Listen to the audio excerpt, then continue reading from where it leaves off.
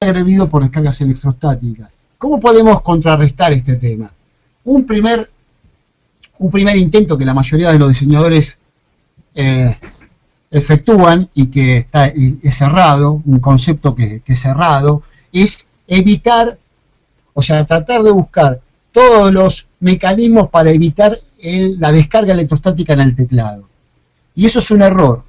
¿Por qué? Porque las tensiones que hay en juego, no se olviden que hay hasta 8 kilovolts de tensión del pulso electrostático, 8000 voltios, es mucha tensión, y esa tensión es muy fácil de que produzca saltos de arco por cualquier lado. O sea, cualquier dieléctrico deja de serlo, o sea, vence la rigidez dieléctrica de la mayoría de los dieléctricos que componen nuestro sistema, ya sea un teclado de Mylar, un teclado de PVC, de ABS, o de cualquiera de los plásticos que hay dando vuelta en el mercado. En general van a ser perforados por la descarga electrostática.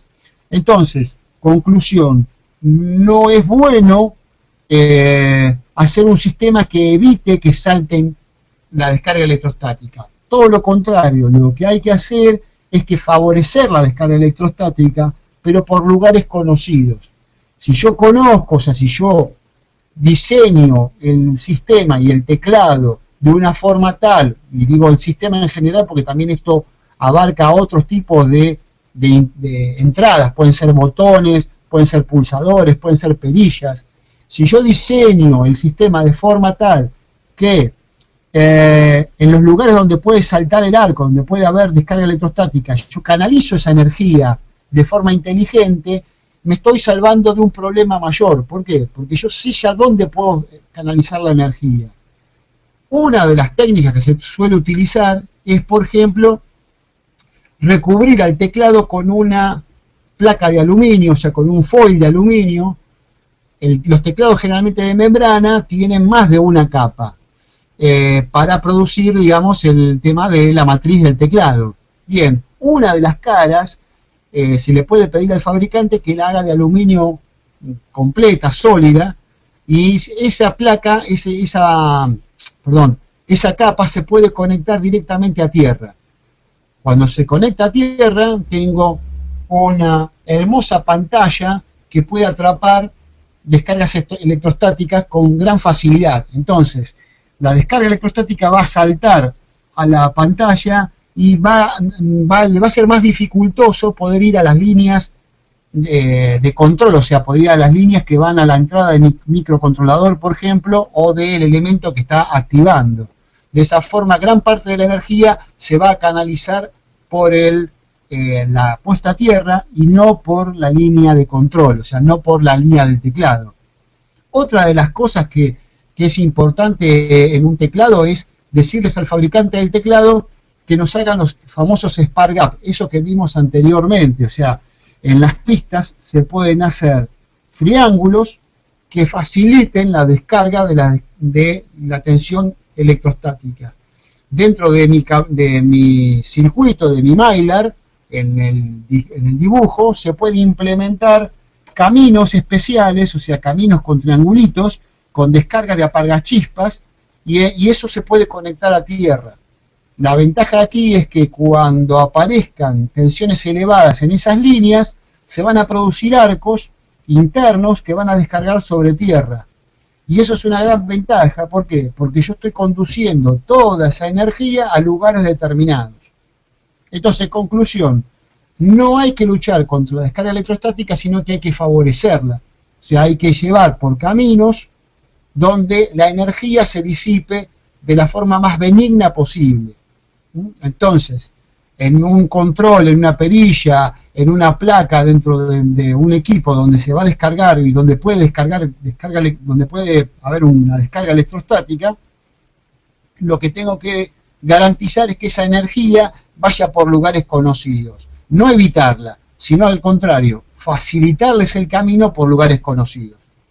Por ejemplo, si un gabinete de plástico de un equipo determinado es proclive a que cuando yo acerque un dedo cargado, o sea, mi persona está cargada con electricidad electrostática o una pistola de descarga electrostática y lo acerco al gabinete y va a saltar por lugares seguramente donde yo no tengo contemplado. Entonces, ¿qué puedo hacer para favorecer la descarga electrostática y que no salte sobre componentes activos, o sea, componentes sensibles? Bueno, lo que puedo hacer es darle un recubrimiento al gabinete plástico de un material conductor, por ejemplo, un tratamiento de un metalizado, que hoy es común en la mayoría de las industrias, se puede metalizar internamente el gabinete con un depósito que se hace por electrólisis de material de conducción, o sea, puede ser aluminio o algún otro tipo de material, y en función de eso se puede poner a tierra directamente. Entonces cuando acerco el elemento cargado de electrostática, eso va a descargar, va a romper el aislante y va a descargar sobre la membrana o el recubrimiento de aluminio que he puesto internamente en el gabinete, favoreciendo de esta forma que gran parte de la energía se vaya por tierra. Bien, ahora bien, alimentación. Acá viene uno de los temas más importantes de los sistemas robustos. La mayoría de los ruidos conducidos entran por la alimentación del circuito. Esto implica que si el circuito tiene una parte de alterna o una parte de continua, en ambos lugares vamos a tener consecuencias con respecto al ruido. O sea que tanto del lado de alterna como del lado de continua vamos a estar de alguna forma afectados por la entrada de ruidos que en este caso son conexiones galvánicas, o sea que hay una gran cantidad de energía en juego y que además hay una conducción galvánica, o sea, hay una conducción chapa-chapa, o sea, una conducción directa de corriente. Ya no hay una cuestión electromagnética, sino que hay una conducción de gran cantidad de energía que se puede disipar, y que si se puede disipar, evidentemente, por Murphy se va a disipar seguramente en los elementos más sensibles de nuestro sistema, dando lugar a destrucción de los mismos o a mal funcionamiento de los mismos. Entonces nosotros la hemos dividido en dos secciones importantes, el sector de energía alterna y el sector de energía continua. Vamos a ver el sector de energía alterna. En el sector de energía alterna, lo que podemos ver es que la mayoría de los problemas nosotros creemos que los podemos solucionar poniendo, por ejemplo, un transformador. Porque decimos, bueno, un transformador es un elemento que desde el punto de vista del ruido electromagnético va a estar bastante limitado. ¿Por qué? Porque el transformador va a tener una respuesta en frecuencia, en lo mejor de los casos, de 400 Hz. Quiere decir que ruidos superiores a los 400 Hz no deberían pasar por el transformador, o sea, no deberían inducirse en el transformador. ¿Por qué? Porque el transformador no tiene esa respuesta en frecuencia. Nada más erróneo que eso. ¿Por qué? Porque lo que está pasando es que tanto el primario como el secundario de ese transformador se van a comportar como un hermoso capacitor. O sea, los bobinados de ambos, de tanto primario como secundario del transformador, van a hacer el efecto de placas, ya que como están bobinados uno sobre el otro, y muchas veces se suele bobinar interpuesto el cableado, lo que estamos logrando es que tengamos una gran capacidad entre el primario y el secundario. Esto hace que a fenómenos de alta frecuencia ya no se dé por una cuestión inductiva, sino por una cuestión capacitiva. O sea, va a haber un traspaso de energía en forma capacitiva del primario al secundario. Entonces, lejos está el transformador de evitar que se induzcan ruidos. La regla general que tenemos que aplicar es tratar de bloquear todo ingreso de radiofrecuencia o de elementos de alta frecuencia a nuestro circuito de alimentación lo antes posible de la parte de continua. O sea, cuanto más adelante de la parte de ingreso a nuestro sistema, o sea, en el ingreso propio de nuestro sistema, podamos minimizar esa cantidad de energía que entra como elemento de ruido, lo que vamos a hacer es mejorar que nuestro sistema funcione mejor, digamos, y sea más fácil la posterior eliminación de los ruidos que podamos tener en nuestra fuente de alimentación. Entonces, un sistema que normalmente se suele utilizar es los famosos filtros Pi. Aquí en la figura podemos ver un circuito completo, un circuito Pi completo que funciona muy bien para disminuir considerablemente los ruidos, ya sea tanto de modo común como modo diferencial del tipo conducido. Todo ruido conducido tiene dos formas de conducirse. Uno es en modo diferencial y otro en modo común. En modo común significa que a ambos terminales, ya sea el vivo como el neutro de la línea de canalización, tienen el mismo ruido. El ruido está en fase, uno con respecto al otro. En cambio, cuando es modo diferencial, hay un desfasaje entre el ruido, o una de las líneas es la ruidosa y la otra no. O sea, contiene el ruido y la otra no. O bien hay un desfasaje entre el vivo y el neutro. Por lo tanto, hay un ruido de forma diferencial. Vamos a ver cómo funciona este filtro.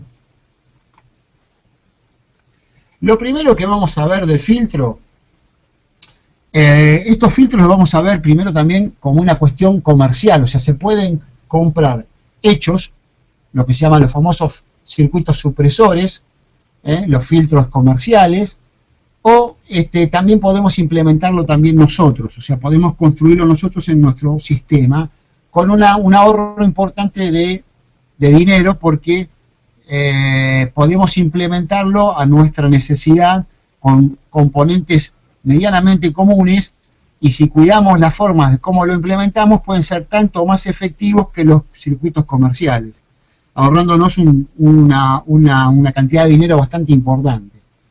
Bien, el primer elemento de nuestro circuito de protección, de supresión de ruido, sería lo que se llama supresor de transitorios y limitador de corriente impulsiva. ¿Cómo funciona? Básicamente, lo que vamos a contar como elemento de limitación es un termistor y un varistor. Ambos elementos van a trabajar como enclavadores de energía.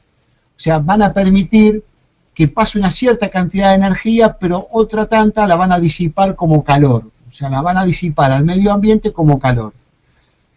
En este caso, por ejemplo, en el termistor y un varistor, lo que va a pasar es que el varistor va a clampear ese pico, o sea, lo va a limitar al pico en tensión, y la corriente la va a limitar el termistor, que a su vez, al subir su temperatura, va a aumentar su resistencia intrínseca, y esa resistencia va a limitar la corriente máxima de circulación que hay por el circuito, generando dos fenómenos. La primera, una limitación muy efectiva del pico de tensión que ingresa al resto de la fuente de alimentación. Eso por un lado. Segundo, va a producir un efecto disipativo. O sea, el termistor va a calentar, el varistor también va a calentar, o sea, va a generar calor, y eso va a generar una disminución considerable del efecto impulsivo del ruido que ingresa por línea. Entonces, en ese caso, ejemplo de picos como los de ruidos como los son del tipo burst o surge, o las descargas electrostáticas, se van a ver afectadas, o sea, van a ver disminuidas considerablemente por este tipo de filtros. Aquí este filtro funciona para ese tipo de fenómenos. Entonces, cuando tenemos picos que responden a burst, a surge o a SD, esta primer parte del filtro es ideal para disminuirlos. También se pueden utilizar PTCs, se puede utilizar polyswitch, que no es ni más ni menos que un fusible reseteable, autorreseteable, y que van a limitar la corriente que va a circular por nuestro filtro. A continuación del supresor de transitorios tenemos lo que se llama el filtro Pi propiamente dicho. Este filtro Pi es un filtro que va a funcionar como un filtro pasabajos. O sea, lo que va a hacer es limitar la respuesta en frecuencia de nuestra línea de alimentación. Y esto va a ser muy importante. ¿Por qué? Porque los ruidos de alta frecuencia se van a ver afectados, o sea, se van a ver disminuidos. ¿De qué forma se van a ver disminuidos? Si uno observa cómo está montado este circuito, va a ver que tanto L1 como L2 funcionan y junto con los capacitores que vemos ahí, solidarios a la puesta de tierra, van a funcionar en modo diferencial y van a funcionar en modo común. En modo diferencial va a funcionar L1 y el capacitor que está puesto a tierra. En ese caso, si en la línea de donde está L1 tenemos el ruido diferencial, L1 va a ser de alta impedancia y ese capacitor de poliéster que está puesto a tierra va a ser un punto de baja impedancia, lo cual va a ser un filtro pasabajo muy, muy interesante. En el caso de la otra rama, donde no hay ruido, L2 no va a estar activo, C2 no va a estar activo, pero fíjense que C1, que es el capacitor de poliéster que está puesto entre los dos puntos del ingreso de la red de alimentación, va a ser un punto de baja impedancia. Por lo tanto, ese ruido que es diferencial también va a encontrar un punto de baja impedancia en C1. Entonces, en ese caso, C1, L1 y el capacitor que está puesto a tierra funcionan como filtros pasabajos. En el caso de modo común, ambos Ls, o sea, L1 y L2 y los capacitores que están puestos a tierra funcionan como filtros pasabajos. Pero C1, que está puesto en el lugar de las dos ramas, donde el ruido tiene desfasaje cero, en ese caso C1 tiene potencial cero, por lo tanto C1 no funciona como un punto de baja impedancia y es inocuo, o sea, en ese caso no está funcionando. Los filtros comerciales de este tipo de filtros PI vienen en distintas variedades y con distintas prestaciones de frecuencia. Uno lo que tiene que elegir en el comercio es, según el fenómeno de radiofrecuencia que ingresa por la red de alimentación y lo que quiere proteger, tiene que elegir la respuesta adecuada. Hay filtros que funcionan mejor en frecuencias más bajas y no funcionan tan bien en frecuencias más altas, y otros que funcionan mejor en frecuencias más altas, pero no así en frecuencias más bajas. Uno debe elegir la composición de filtro que más se adapte a lo que quiere proteger en ese momento. Comercialmente se consigue una gran variedad de estos circuitos, son todos de costo bastante elevado, pero funcionan muy muy bien. Otra forma de hacerlos es hacerlos manualmente, o sea, hacerlos artesanalmente. En este caso particular se pueden utilizar choques de un valor no mayor a 1 milihenry, por ejemplo, capacitores de poliéster. Eso es indispensable usar capacitores de poliéster por dos motivos. Los capacitores de poliéster rinden mejor, o sea, funcionan mejor en alta frecuencia, y además los capacitores de poliéster tienen una protección intrínseca ante el cortocircuito. O sea, si un capacitor de poliéster se pincha, en general son autorreconstituyentes, o sea, se reconstituyen el aislante y pueden seguir funcionando, salvo que la avería sea muy grande y el capacitor quede permanentemente dañado. Pero son tolerantes a el tipo de pinchaduras o de colapso del dieléctrico. Por lo tanto, un capacitor de poliéster, y estamos hablando de tensiones por arriba de los 400 volts para la línea de 220, es recomendable utilizar ahí. Valores de esos capacitores, bien, valores muy bajos van a funcionar muy bien en alta frecuencia. Valores más altos, valores de varias decenas de nanohenrys, van a funcionar mejor en baja frecuencia. Otra de las cosas que hay que tener en cuenta es que si yo aumento mucho los valores de los capacitores que van puestos a tierras, implica una circulación de corriente por el terminal de tierra. Gran circulación de corriente por el terminal de tierra implica que los disyuntores diferenciales puedan verse afectados, o sea, puedan dispararse por demasiada corriente circulante hacia tierra.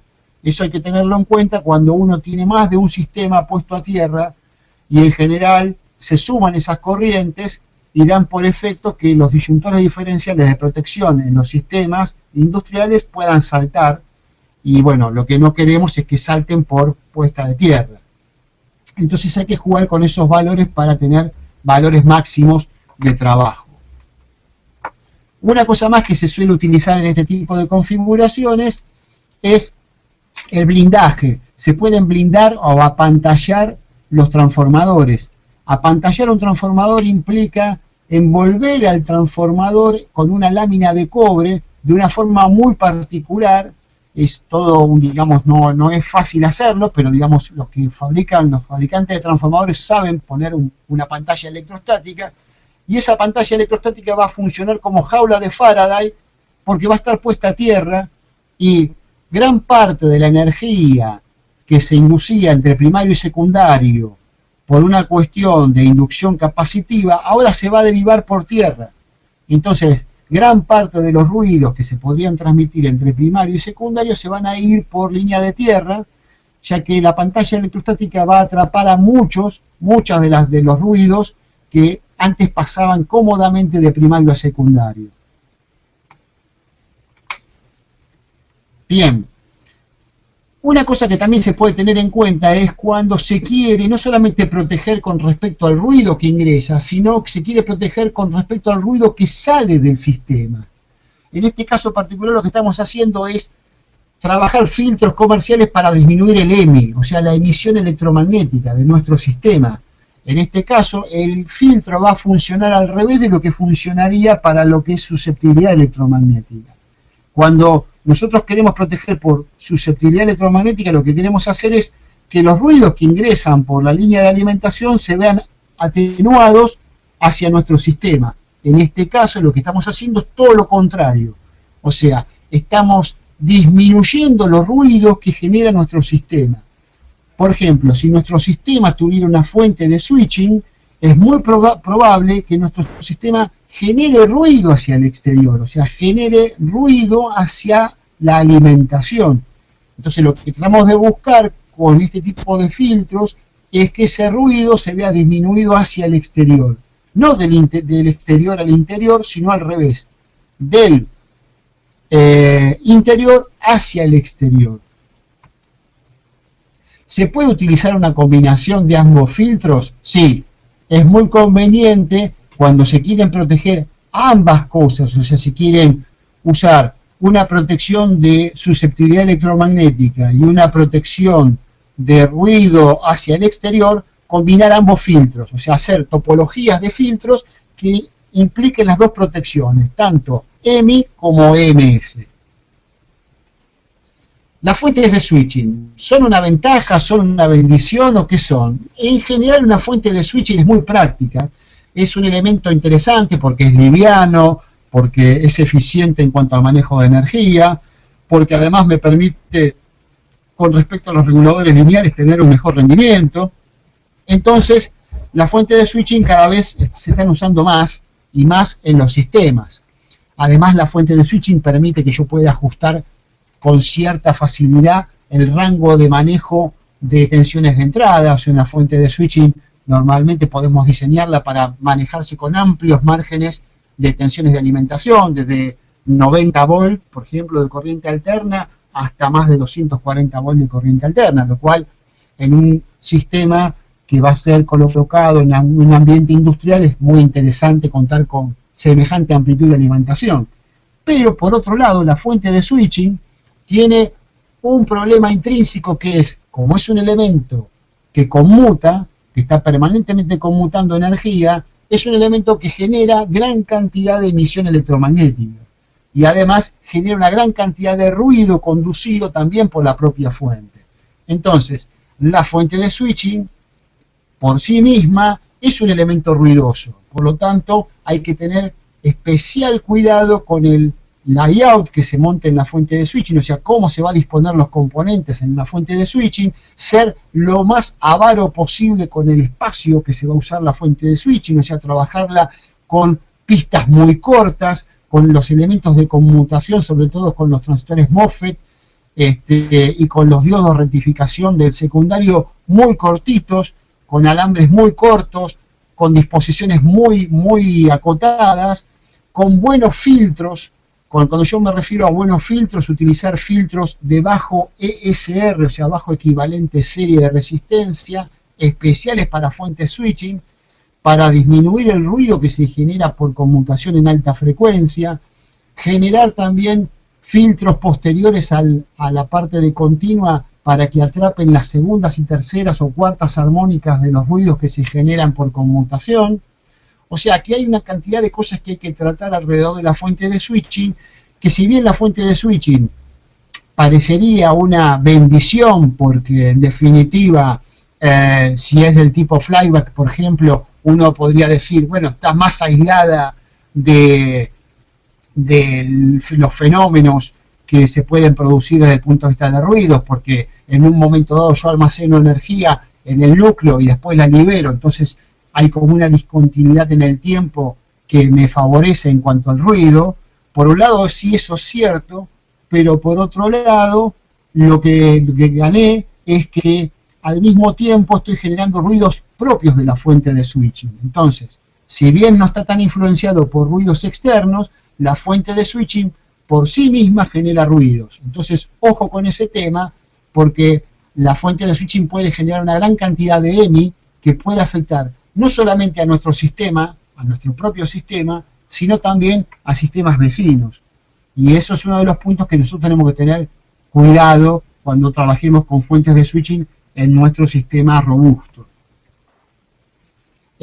Aquí se hace un resumen de los puntos que hay que tener en cuenta, que ya los habíamos dicho anteriormente, para cuando uno trabaja con una fuente de switching. Tener un diseño cuidado del layout, seguir las recomendaciones de diseño del fabricante del circuito controlador, o sea, respetar todas las guías de diseño que nos da el fabricante, usar capacitores electrolíticos de bajo SR y etapas de filtros pi en cada salida de tensión, usar filtro doble pi en la línea de corriente alterna, o sea, para la parte de EMI y de susceptibilidad, porque aquí sí va a tener importancia la cantidad de basura que genere nuestra fuente de switching hacia el exterior, cuidar el diseño y construcción del trafo y de los inductores de potencia. ¿Por qué cuidarlos? Porque son elementos que almacenan gran cantidad de energía y que si no se tiene cuidado en la forma de cómo se bobina, en la forma de cómo se arma en las cazonetas, o por ejemplo cómo se arman los núcleos del transformador, cómo se montan, pueden dar lugar a emisiones parásitas de radiofrecuencia, y utilizar pantallas electrostáticas si es posible en nuestro transformador, tener mucho cuidado en la forma de cómo se diseña esa pantalla electrostática. O sea, son cosas que van complicando nuestro diseño, pero que bueno, son importantes tenerlas en cuenta. Seguimos con el sector de continua. Cuando vamos a la parte de continua, vamos a ver que se repite parecido el esquema de atenuación de ruidos como lo teníamos en alterna. ¿Esto qué implica? Que también va a haber un elemento disipativo, como se ve en la figura. Hay un elemento de entrada disipativo compuesto por un resistor que es tipo PTC, o puede ser un poliswitch, y un varistor. Va a haber un zener que también va a actuar como ayuda del varistor. En este caso sí puedo poner un zener, ¿por qué? Porque voy a tener tensión de continua, por lo tanto voy a tener la posibilidad de tener una sola polaridad, o sea, no tener inversión de polaridad, lo cual es una gran ventaja porque va a haber muchos elementos que van a poder ser empleados que no eran posibles emplearlos en alterna. Este esquema de continua es válido para un equipo que solamente se alimenta de continua. Sí, es válido. De hecho, por ejemplo, este diseño es aplicable a un auto. En un auto tenemos una fuente de continua, básicamente la batería. Bien, alrededor de la batería hay un montón de elementos que generan ruido. Bueno, este esquema de protección de continua es importante porque también es funcional para la parte de continua, o sea que elementos que solamente se alimentan a batería, pero que están inmersos en distintas fuentes de ruido, este esquema de protección va a ser efectivo para ese tipo de esquemas. Bien, aquí explicamos la parte de protección de la entrada de continua, cómo funcionan la parte disipativa de nuestro limitador de corriente y nuestro disipador de energía, que está compuesto por el varistor, por el zener y por el termistor. Anteriormente, en la diapositiva anterior, veíamos el capacitor C1, que sirve como amortiguador para las variaciones bruscas de tensión y además ayuda al regulador lineal a una provisión de energía instantánea. O sea, ese capacitor nos va a servir como una especie de reservorio de energía para que nuestro regulador funcione en forma más pareja. Bien, el esquema del pi, del efecto pi que habíamos hecho, del filtro pi, acá es muy parecido. Lo que vamos a usar es nada más que un medio pi, o sea, vamos a usar una L y un capacitor. En general vamos a utilizar dos capacitores, un capacitor del tipo cerámico multicapa. Esto es muy importante. Cuando hablamos de capacitores cerámicos, hablamos de capacitores cerámicos multicapa. ¿Por qué usar un capacitor cerámico multicapa? Porque va a funcionar mejor a altas frecuencias que un capacitor de disco. Los capacitores de disco no tienen una buena respuesta en frecuencia y realmente no funcionan muy bien para este tipo de fenómenos. Por lo tanto, hay que utilizar lo que se llaman capacitores multicapa o multilayer cerámicos, que funcionan muy bien en muchas frecuencias, sobre todo por arriba de los 100 MHz, funcionan muy pero muy bien. El otro capacitor que vemos al lado es un capacitor de tipo bulk, o sea, es un capacitor electrolítico que va a funcionar para fenómenos lentos, o sea, que va a haber una combinación entre esos dos capacitores. El cerámico va a funcionar para fenómenos rápidos y el electrolítico va a funcionar para fenómenos lentos. Reguladores. Esto es todo un tema, el regulador. El regulador, lo que hay que tener cuidado es el tipo de regulador que se va a utilizar. Si estamos utilizando un regulador lineal del tipo 7805, 7812 o algo parecido a ese tipo de integrado, hay muchas marcas en el mercado y de todo tipo de calidades. Tratar de utilizar en principio marcas buenas. O sea, cuando digo marcas buenas, utilizar marcas de primer orden. Llámese ON Semiconductor, llámese National, llámese Texas, llámese marcas muy reconocidas en el medio y que, digamos, tienen toda una trayectoria de diseño de circuitos integrados y de semiconductores. Cuando nosotros tenemos en el mercado productos de origen de Oriente que tienen marcas extrañísimas, que realmente no son conocidas, hay que tener cuidado porque esos elementos en general tienen muy mala implementación de la electrónica interna del regulador. Por ejemplo, lo que más suele pasar en los reguladores lineales es que los capacitores internos de desacople no funcionen, no sean implementados y el regulador funciona como un lazo a circuito abierto. O sea, en realidad está trabajando como un circuito del tipo realimentado en forma positiva, o sea, va a funcionar como un oscilador más que bien como un regulador. Entonces, ante fenómenos impulsivos, ese regulador no va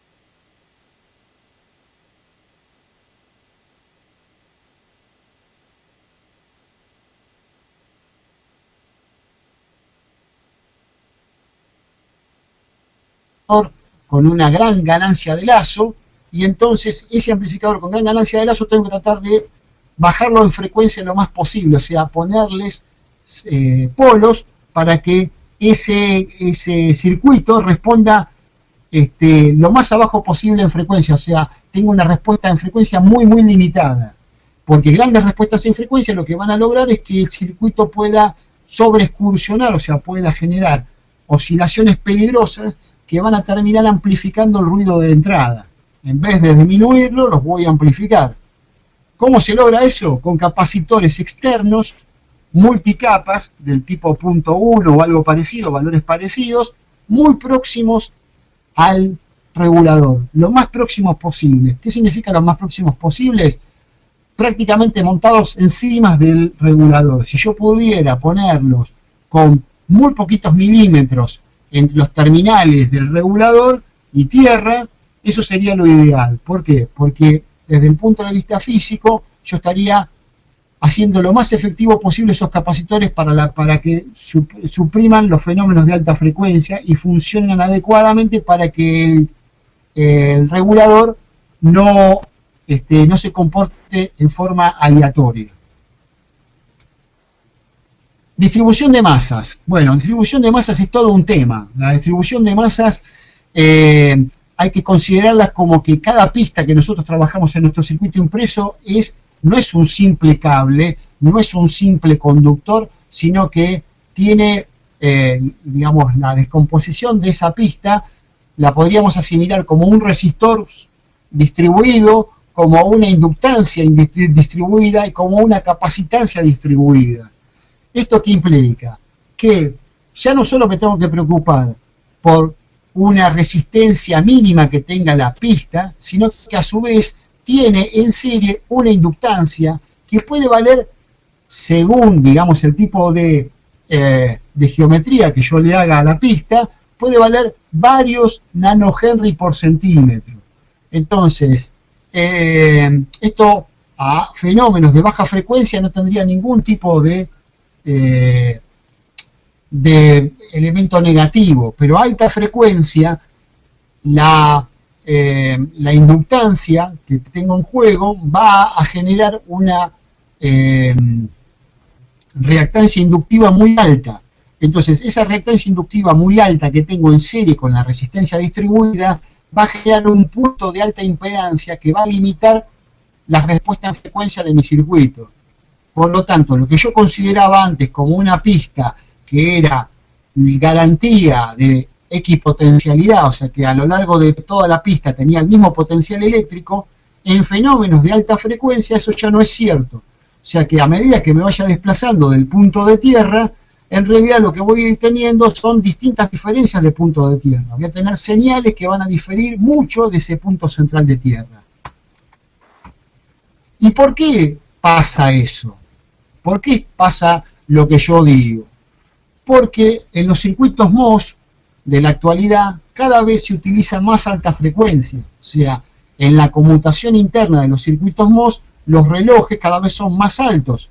Ya es común encontrar dispositivos que trabajen arriba de los 50 MHz y con flancos de subida y flancos de bajada de ese clock muy altos, muy abruptos. Por ejemplo, 5 nanosegundos sería una pendiente típica de este tipo de circuitos. Y hay una realidad. Un circuito CMOS, las entradas de los circuitos CMOS se pueden asociar a capacidades, se pueden asociar como si fueran pequeños capacitores.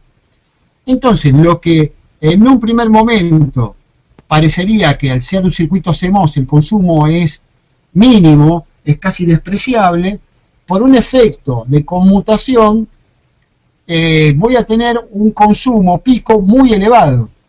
Estos dispositivos pueden llegar a tener corrientes por arriba de los 400 mA. Si uno asocia todas las capacidades distribuidas que tiene un microcontrolador, puede tener varios cientos de picofaradios de capacidad distribuida, y si tengo una derivada de B con respecto a T, o sea, un perfil de señal que sube en un tiempo menor o igual a 5 nanosegundos, puedo llegar a tener corrientes en mi circuito que pueden superar los 400 mA, lo cual afecta muchísimo a mi circuito. ¿En qué forma lo afecta? Como habíamos dicho antes, el culpable de que nuestra pista real no sea lo ideal es la resistencia distribuida y la inductancia distribuida que tienen dichas pistas.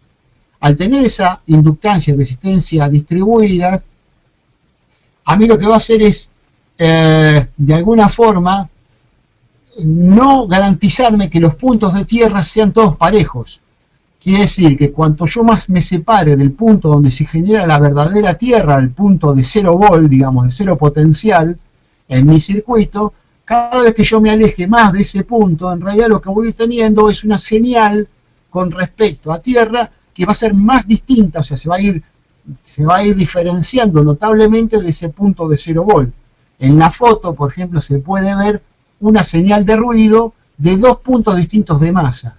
Una pista mal trazada genera una cantidad de EMI, una cantidad de emisión electromagnética y una cantidad de ruido que no es lo que yo esperaba.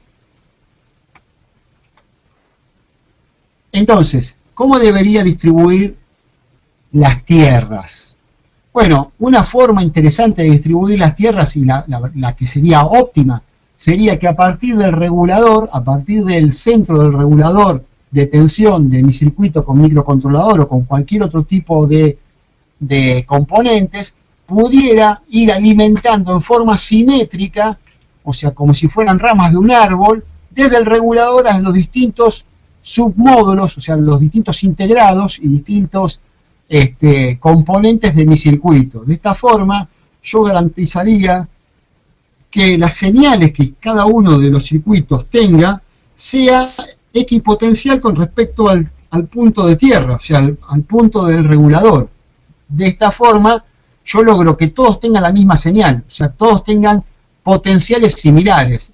En este caso es importantísimo, ¿por qué? Porque el ruido sería parejo en todos los elementos, los cuales todos tendrían el mismo nivel de ruido, si es que tuviera algo de ruido, con respecto al regulador. Si no logro hacer esa distribución, porque muchas veces suele ser complicado hacer ese tipo de distribuciones, porque no me lo permite la geometría del circuito impreso, bueno, una de las condiciones que se suele hacer es bordear ese circuito impreso a través de una única pista de tierra e ir conectando periféricamente los distintos componentes. Un error común que se comete es poner el elemento que más consume corriente, por ejemplo, un elemento que conmuta gran cantidad de corriente, un transistor, por ejemplo, de paso, que está llaveando, o sea, que está conmutando a alta velocidad, muy cercano al regulador, y poner el elemento más sensible, tipo un microcontrolador, un conversor AD, un amplificador operacional, muy lejos de ese elemento, y con una pista muy larga con respecto al regulador, o sea, bien en el fondo del regulador. Es un error. ¿Por qué? Porque lo que estoy haciendo es ir elevando el potencial de ruido de los distintos elementos, y el elemento más sensible va a tener un piso de ruido muy alto, ya que se van a ir sumando pequeñas secciones RL a lo largo de cada uno de los tramos. Al final de todo ese tramo serie, voy a tener una RL muy grande, y además voy a tener un piso de ruido muy grande con respecto al primer elemento que conmutaba. Por lo tanto, lo que hay que hacer es el inverso, o sea, la disposición inversa. Poner el elemento más sensible, como un microcontrolador, como un conversor AD, como un amplificador operacional de instrumentación o ese tipo de dispositivos, lo más pegado posible a la tierra del regulador. Entonces tener un camino muy cortito en el regulador y el resto de los elementos, sobre todo el elemento más ruidoso, al fondo de todo. Con esto lo que quiero decir es que tenga la peor alimentación posible ese elemento, para que el ruido que genere ese elemento, el piso de ruido que genere ese elemento, solamente afecte a ese elemento y no al resto de los dispositivos. Otra cosa que se hace mal es cruzar las líneas de alimentación. No se deben cruzar las líneas de alimentación. Una línea de alimentación debe parecerse en lo más posible a una línea de transmisión. O sea que tanto la pista de tierra, perdón, la pista de BDD como la pista de ground deben ir paralelas a lo largo de todo el circuito. Obviamente a veces se puede hacer y a veces no. En este caso es muy importante si uno puede utilizar circuitos multicapas. En el próximo slide vamos a ver cómo se puede utilizar ese tipo de elementos para distribuir la energía de una forma pareja y formar líneas de transmisión en vez de lograr hacer espiras que induzcan corrientes entre una tensión entre, por ejemplo, BDD y ground. En este caso estamos viendo un circuito multicapa de 4 caras. En este caso particular lo que estamos utilizando en esta aplicación es las caras internas, o sea, los layers internos, se van a usar con BDD y con ground. Esto nos da una gran ventaja. ¿Por qué? Porque los exteriores vamos a utilizar las líneas de señales para conectar el resto de la conexión del sistema. Líneas de señal, líneas digitales, líneas analógicas, van a ir todas por las periferias, o sea, por el lado de la cara externa de un lado y la cara externa del otro lado. En las internas, en los sándwiches internos, va a circular BDD y ground. Esto nos va a permitir, primero, que BDD vaya por lugares donde no haya sensibilidad a inducir, por ejemplo, corrientes importantes y peligrosas en elementos sensibles tanto de la cara externa, o sea, la superior o la inferior. Y por otro lado, ground la podemos hacer lo suficientemente grande y generosa como para que forme un plano de tierra interesante, de forma tal de que nos sirva de apantallamiento a las señales que circulan por BDD. De esta forma nos va a permitir tener una distribución centralizada, o sea, BDD y ground van a formar como una especie de capacitor natural, y además van a funcionar como líneas de transmisión. Y las líneas de señal de arriba y de abajo de las caras, o sea, la cara más superior y la más inferior, van a funcionar también como línea de transmisión. ¿Por qué? Porque una va a funcionar con respecto a ground y la otra va a funcionar con respecto a BDD, que desde el punto de vista eléctrico va a ser lo mismo que ground, ya que BDD, desde el punto de vista de la alterna, va a funcionar como un plano de tierra. Bien, capacitores de bypass. Es mucho el material que estamos viendo, me voy a extender un poco más, ya estamos extendiéndonos más de la hora, pero es interesante poder charlar estas partes, ¿no? Capacitores de bypass. Los capacitores de bypass son muy útiles para tomar la energía que necesita nuestro circuito ante los picos impulsivos. Cuando hablamos de capacitores de bypass, son los famosos capacitores que vemos montados en las placas comerciales al lado de los circuitos integrados. Cuando observamos una placa de circuitos integrados, vemos que hay unos capacitorcitos muy próximos a cada uno de los integrados, de los circuitos integrados. Esos capacitores se llaman capacitores de bypass. ¿Y cuál es la función de ese capacitor de bypass? Es poder entregar energía en forma instantánea. Nosotros con los circuitos CMOS, tenemos un gran requerimiento de energía instantánea. El circuito CMOS, como vimos anteriormente en los slides anteriores, necesita impulsivamente mucha energía en un momento determinado. Puede llegar a necesitar más de 400 mA un chip en un momento determinado, durante pocos nanosegundos. Eso nos obliga a que podamos almacenar energía en forma instantánea en estos capacitores de bypass. Estos capacitores van a funcionar como verdaderos reservorios de energía y que van a estar muy próximos a los circuitos integrados que necesitan esa energía. ¿Y por qué eso? Porque si nosotros los ponemos esos capacitores lejos de ese circuito integrado, varios centímetros fuera de ese circuito integrado, estamos agregando inductancia y resistencia en serie que van a disminuir la capacidad de entrega de energía que tiene ese capacitor. ¿Por qué? Porque van a limitar esa respuesta en frecuencia a través de la R y de la L en serie, y eso va a implicar que no va a poder obtener toda la energía que necesita ese circuito integrado.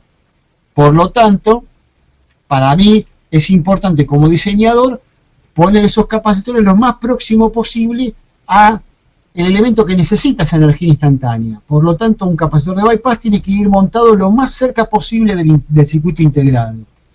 Valores de esos capacitores. Los valores de esos capacitores, ahí está. Esta era la ubicación física que decíamos anteriormente. En este slide se puede ver la ubicación física. Un capacitor bien ubicado está cerca de la alimentación.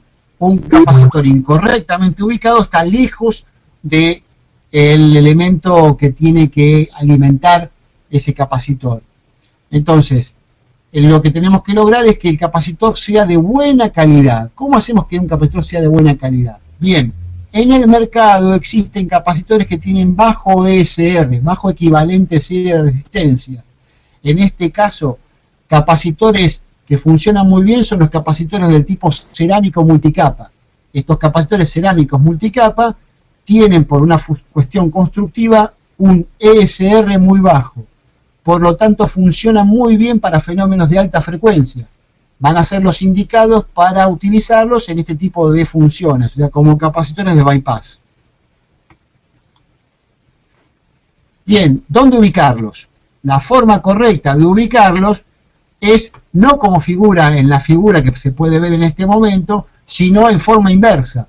O sea, el capacitor de bypass tiene que estar bien próximo a BDD ground, y el capacitor bulk, o sea, el capacitor que funciona con frecuencias más bajas, el capacitor del tipo electrolítico o de tantalio, que son más lentos en su respuesta, van a estar más lejos. ¿Por qué? Porque van a funcionar estos capacitores en fenómenos más lentos, donde ya no hay tanta limitación en frecuencia. Sí van a requerir entregar energía con mayor cantidad de energía, en fenómenos lentos, pero no van a ser útiles para fenómenos de alta frecuencia. El que va a ser útil para fenómenos de alta frecuencia son los capacitores cerámicos del tipo multicapa. Por eso no es extraño ver en las hojas de datos de los fabricantes de los microcontroladores que recomiendan este esquema, o sea, recomiendan un capacitor cerámico pegado a BDD, pegado a los pines físicamente del integrado, y un capacitor electrolítico también cerca, pero no tan cerca como el otro capacitor cerámico. De esta forma, el capacitor electrolítico funciona para fenómenos de baja frecuencia y el capacitor cerámico funciona para fenómenos de alta frecuencia. ¿Qué valor utilizar? Bien, los valores a utilizar van a depender de la frecuencia de trabajo, del clock fundamentalmente del sistema. Cuando trabajamos con frecuencias por debajo o hasta los 2 MHz de clock, estamos hablando de frecuencias que van a tener pendientes que no van a ser tan abruptas.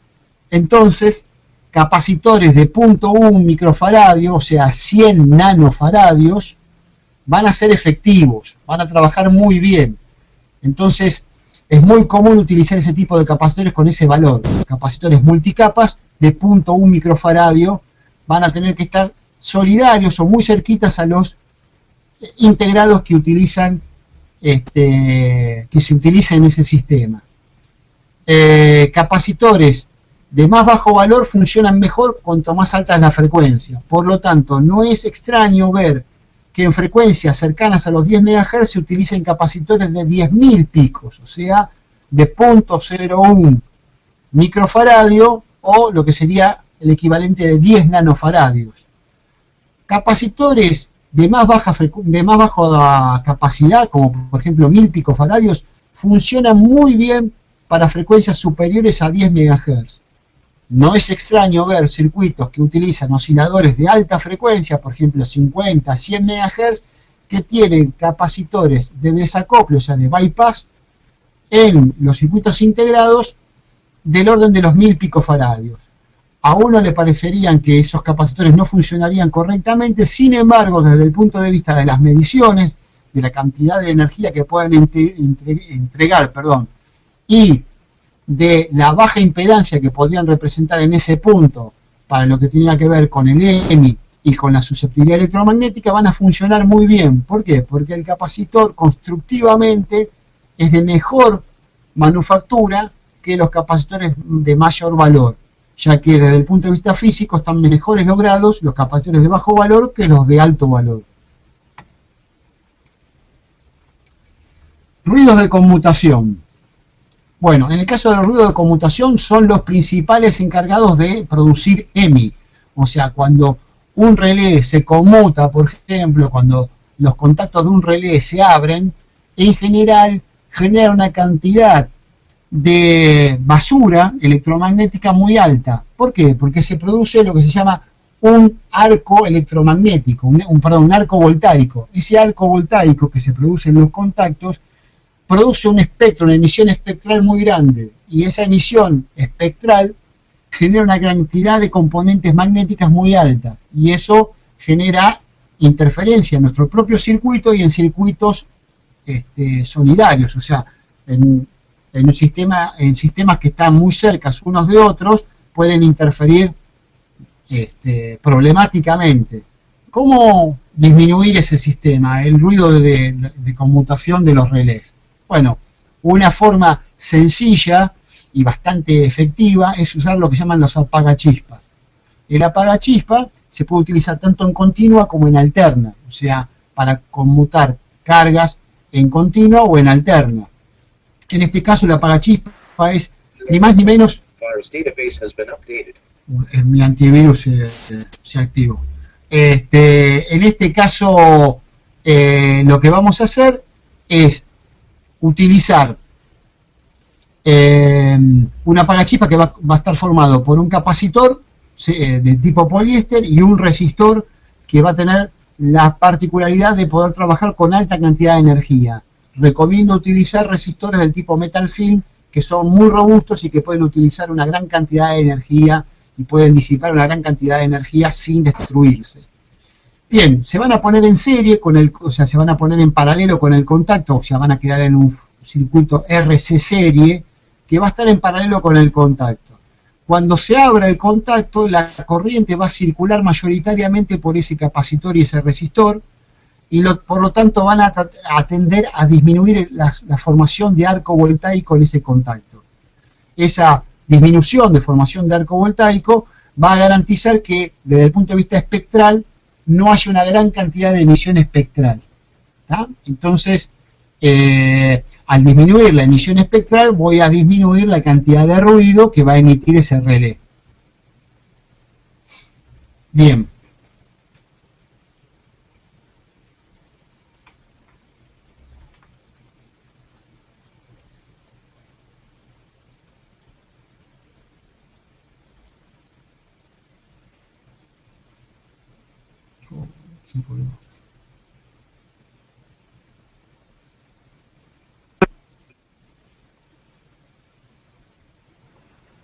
Hola, hola, bueno. Sí. Bueno, ya me sí, todos los asistentes. Estamos, Daniel, ¿estás? Sí, se cortó.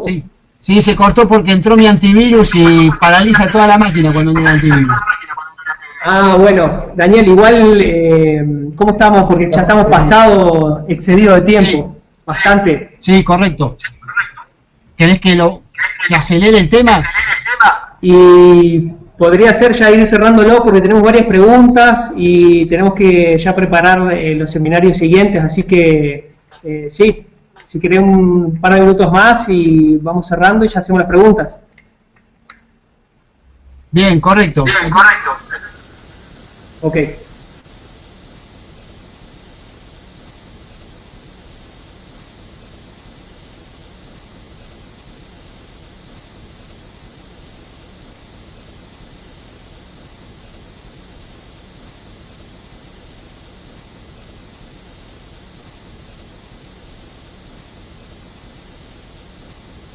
Entonces, vamos a ir cerrando, vamos a ir avanzando. En ocasión se producen por conmutación de transistores.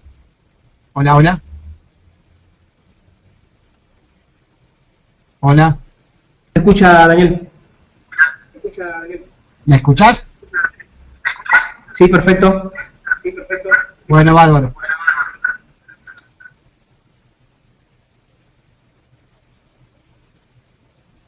Bien. Uy, se me puso toda la máquina lenta. Bien, ¿se escucha ahí? Sí. Bien. Bueno, hablaba de los ruidos de conmutación. Son ruidos que se producen por conmutaciones de grandes cargas electromagnéticas y por lo tanto emiten una gran cantidad de ruidos. Una forma de trabajar esos ruidos de conmutación es como vamos a ver en el próximo slide.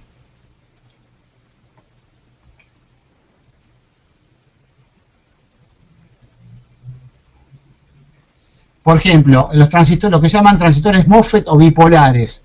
Es muy común que lo que se suele utilizar para proteger esos transistores bipolares y para proteger los MOSFET, lo que se llaman diodos de rueda libre, o sea, diodos de clamping. Esos diodos de clamping tienen que ser diodos rápidos. Un error común que se suele utilizar mal es utilizar diodos rectificadores en paralelo con el transistor a proteger y con la carga que se va a proteger, o sea, con la carga que se va a querer clampear esa tensión elevada, o sea, limitar esa tensión, ese pico de tensión de la carga inductiva. Entonces se utilizan diodos rectificadores como por ejemplo el 1N4007 o 1N4004 o ese tipo de diodos. Y eso es un error porque esos diodos son lentos, o sea, son diodos, digamos, que trabajan con tiempos de recuperación muy lentos, del orden de los 10 microsegundos. Cuando estos fenómenos impulsivos son fenómenos impulsivos que están por debajo del microsegundo. Entonces, un diodo rápido, un diodo efectivo para este tipo de cosas son diodos que están por debajo de los 500 nanosegundos. todo diodo que tenga un tiempo de recuperación inversa por debajo de los 500 nanosegundos va a ser un diodo muy efectivo para este tipo de solución de evitar ruidos de conmutación por cargas inductivas. Entonces, una de las cosas que hay que tener en cuenta es no utilizar un diodo de los rectificadores, sino utilizar un diodo rápido específico, o sea, un diodo que tenga un tiempo de recuperación inversa por debajo del microsegundo. Diodos de ese tipo son los diodos como el 4148, que es un diodo muy chiquito, de baja tensión, que sirve perfectamente para clampear, por ejemplo, tensiones inductivas de una bobina de un relé. No se puede utilizar ese diodo para cargas mayores, o sea, para cargas con tensiones más altas o corrientes más altas. Pero sí hay diodos en el mercado muy rápidos que se pueden utilizar. Estos son los esquemas normalmente de utilización para protección en esas conmutaciones, y lo que se ve abajo en la figura 12, es un circuito de remoción de cargas. Muchas veces es muy útil rápidamente apagar el MOSFET. ¿Por qué? Porque las cargas que están en juego en los circuitos MOSFET conspiran con el tema de la calidad de conmutación. Cuanto yo más rápido pueda apagar ese circuito MOSFET, me aseguro, por un lado, que el transistor sobreviva, y por otro lado, me aseguro que no generar tanta cantidad de ruidos por una mala conmutación. Bien, eso es lo que habíamos hablado de los diodos clamping. Un punto más a todo esto sería utilizar unos filtros especiales que son para los ruidos producidos por los motores de escobilla. Los motores de escobilla generan una gran cantidad de ruido desde el punto de vista de EMI, desde el punto de vista electromagnético, son una máquina perfecta de generar ruido. Un elemento que ha aparecido hace poco tiempo atrás, hace muy poquitos años, apareció un elemento que se llama X2i. Es un filtro especial, es un capacitor que funciona muy bien a alta frecuencia. Es un capacitor que tiene las dos caras del capacitor van conectadas directamente, las dos placas van conectadas a los terminales donde se quiere disminuir el ruido, y las otras dos placas laterales van conectadas directamente a tierra, como se ve en la fotografía, por ejemplo, donde está montado en un motor y se ve el circuito equivalente de la alimentación del motor. ¿Cómo funciona este circuito? Como un verdadero punto de muy baja impedancia entre la fuente y el motor. Lo que hace es que, desde el punto de vista eléctrico, ese punto tiene una impedancia bajísima a lo largo de la frecuencia y se comporta muy bien, cuando esto constructivamente se hace muy bien, se comporta muy bien en frecuencias desde los pocos megahertz hasta varios gigahertz sin problemas. Por ejemplo, aquí se puede ver dos motores con el filtro y sin el filtro, y con ventana y sin ventana. El asistente puede observar que las líneas de color crema corresponden al motor sin carcasa, y al motor que además sin carcasa está puesto con el filtro X2i. Van a ver que desde el punto de vista espectral, las componentes espectrales son mucho más chicas cuando está con este filtro que cuando están sin el filtro X2i. Aquí se hace una comparación de los distintos sistemas de protección que hay para evitar este tipo de ruidos de EMI y las ventajas que tiene cada uno de ellos, y fundamentalmente el que más sale ganando de todos estos sistemas es el X2i, que funciona muy bien para la mayoría de las aplicaciones de este tipo de filtros anti-EMI. Bueno, aquí hay configuraciones que pueden ver espectralmente cómo es. Ahí hay una página, un sitio web donde pueden bajar información de estos filtros, www.x2i.com. Pueden descargar ahí un montón de notas de aplicaciones de cómo utilizar estos filtros en sistemas que emiten mucho EMI, como motores de escobilla, selenoides, tragantes, conmutadores. Ese tipo de cosas se pueden ir bastante bien desde el punto de vista de estos filtros. Bien, ¿cómo utilizar, dónde ubicar físicamente los elementos de conmutación? Para reducir esto, lo que habría que hacer es básicamente poder utilizar la placa de potencia en una placa superior y la parte del microcontrolador en otra placa, o sea, tener una especie de sándwich, una formación sándwich donde tengo las placas de potencia y la placa del microcontrolador separadas por una lámina puede ser de aluminio o de cobre, que va a atrapar, eso va a ir a tierra y va a funcionar como una pantalla electrostática, como lo habíamos visto en el caso del transformador. Si no puedo hacer ese tipo de configuraciones y tengo una sola placa, una monoplaca donde tengo la parte de potencia y la parte del microcontrolador, debo montarlas de forma tal de que estén diametralmente opuestas, o sea que haya una diagonal entre el microcontrolador y el área de potencia. Nunca montarlas en forma paralelas, o sea, nunca montar una al lado de la otra, ni una en la misma línea de la otra. ¿Por qué? Porque va a haber corrientes que se van a inducir entre las pistas y vamos a favorecer las inducciones entre la parte de potencia y la parte del microcontrolador. Por lo tanto, la disposición ideal sería poder ponerlos lo más diametralmente opuestas unas con respecto a la otra. Bien, tips para mejorar los layouts. Rápidamente, lo que se puede hacer es trabajar todas las pistas como si fueran líneas de transmisión. Lo que tenemos que lograr es que toda pista que lleve una señal crítica debe tener su contrapuesto con línea de tierra, o sea que debe llevar siempre una línea de tierra paralela a esa línea. Una aplicación que podemos ver rápidamente es en la ubicación de conectores, por ejemplo esta. Vamos a ver aquí la conexión como iría. Vamos a ver que lo que hacemos es, todos los elementos que sirvan para suprimir el ruido van a estar muy cerca de los conectores, o sea, tenemos que montarlo lo más próximo posible a los conectores.